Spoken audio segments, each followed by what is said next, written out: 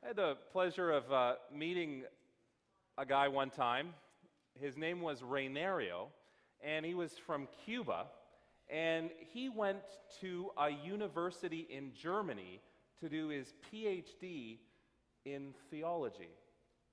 And at one point during his stay in Germany, he and his family went to visit Berlin as tourists to see the sights in that great city.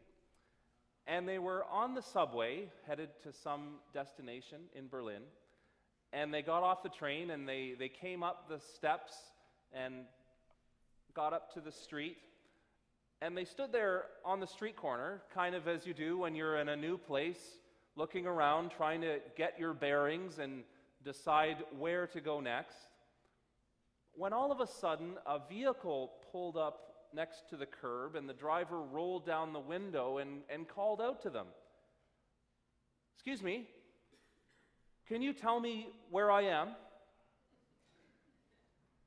Now, Reynario and his family had never been to Berlin before, and so he answered back, "You're in your car." And so the driver said, "Well, you must be some kind of theologian." And he was taken aback. And he said, "How did you know?" And so the driver answered, "Well, what you've told me is very clever, but it doesn't help me very much."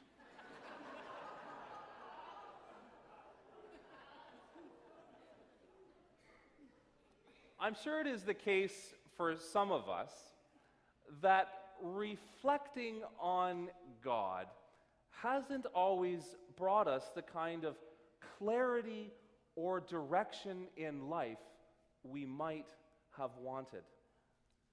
It may be that despite all of the church attendance or Bible reading or prayer, still leaves us in a state of confusion or uncertainty about what it is God wants us to do, what it is we should be doing with our lives. We've been left with questions like, what does God want us to do? What is the next step we can take in faithfulness to God? I admit that in my own life, I haven't always had clear answers to these questions, and I've experienced uncertainty in life and in my faith journey. Now, if we find ourselves uncertain about what it is that God is doing in our lives and in our world, we may be in some rather good company. I think of the 12 disciples of Jesus. We read through the gospel stories and we find that they often had no idea what Jesus was talking about or what he intended to show with his actions. Perhaps this was never more the case than when Jesus and the disciples were among the crowds of Passover pilgrims heading to Jerusalem. And as we heard from Matthew's gospel just a few minutes ago, the crowds were coming up the Mount of Olives. They were approaching Jerusalem from the east, and as they reached the pinnacle of the hill, they would be just looking out a short distance across the Kidron Valley to the city of Jerusalem. And they were approaching a little village called Bethphage. And Jesus turned to two of the disciples and said, "Why don't you go on into that village, and in the main street you're going to find up a couple of donkeys tied up to a post. And I would like you to just untie them and bring them back." We can only imagine that when Jesus then said, if anyone asks you why you're doing this, you're going to say that the Lord needs them. And that must have been the answer to their stunned silence and their looks of disbelief. Was Jesus asking them to take a couple of animals that didn't belong to them? They didn't understand it, but they followed. And God was at work in what they were doing. I think about the uncertainty of the crowds that were gathering in and around Jerusalem that Passover, that momentous occasion marked by the arrival of Jesus. Some of the crowds were chanting, "Hosanna, save us." Others said, "Hey, this is that prophet, right? The one from Nazareth in Galilee?" Others simply asked, "Who is this?" Have you ever wondered, like I have, what it would have been like to live through the time of Jesus? To have met him personally? To have seen him with your own two eyes? Maybe sometimes, like me, you read the stories of the Gospels and you wonder what exactly happened there. And thought, if only I could have been there and witnessed it myself, then all the uncertainty would wash away. And I'd know exactly who he was and exactly what he said. And I would have been able to see just what he did. But as we heard in today's reading,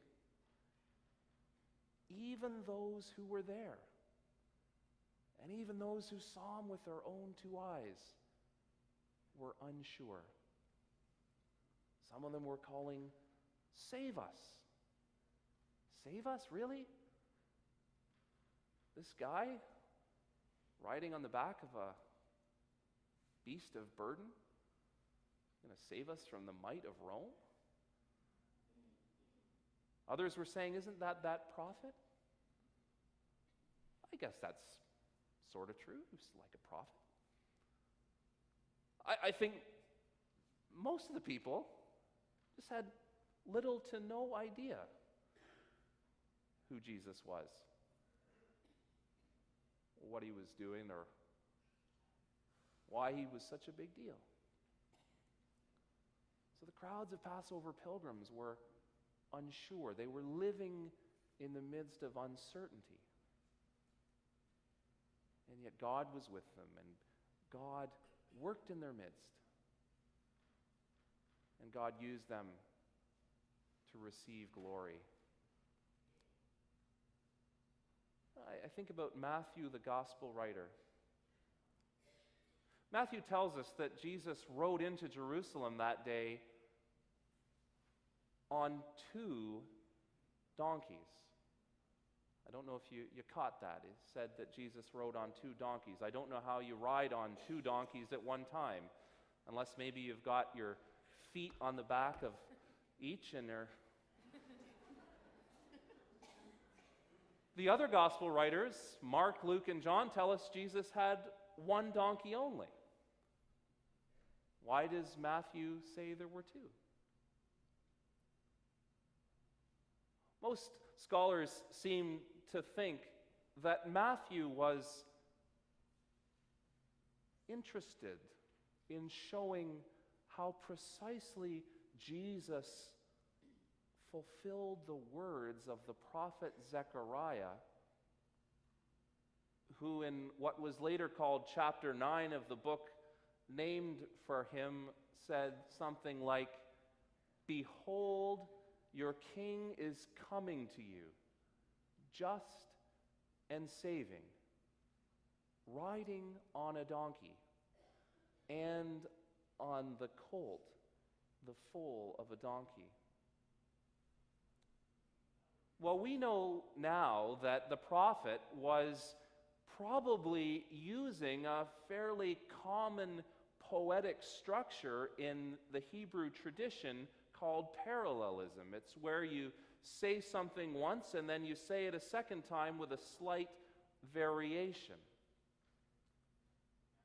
The prophet wasn't talking about two different animals, he was talking about one animal in two different ways. It was a poetic structure. What happened exactly that day? How many animals were there? I suppose we'll never know, but it seems to most scholars that Matthew was a little unclear about exactly how the event was being told.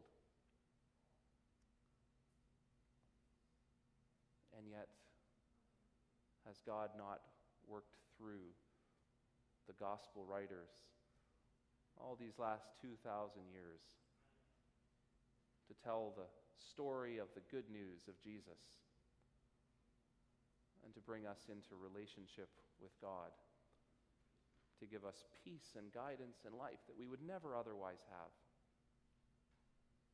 When I think of uncertainty, I think of all of us since that time who may have wondered, why on earth would Jesus go to Jerusalem at that time?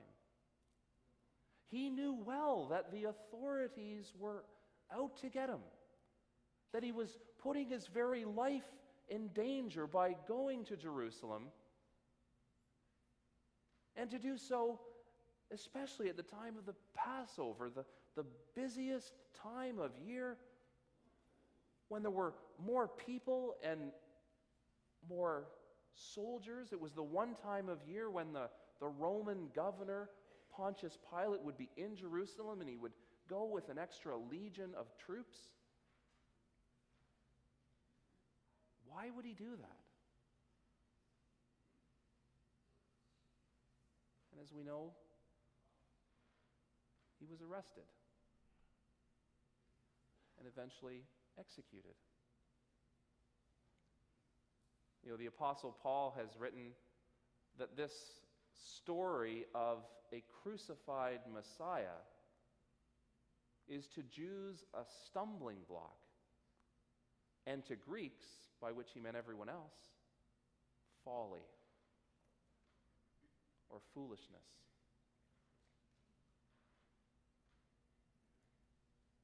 And yet God was at work in the midst of it all. Paul concluded by saying to we who are the people of God, the story of Jesus is the wisdom and the power of God. There's a popular Christian writer today who works with a lot of college students. And he's amazed. He finds so many of these young people are almost paralyzed with indecision.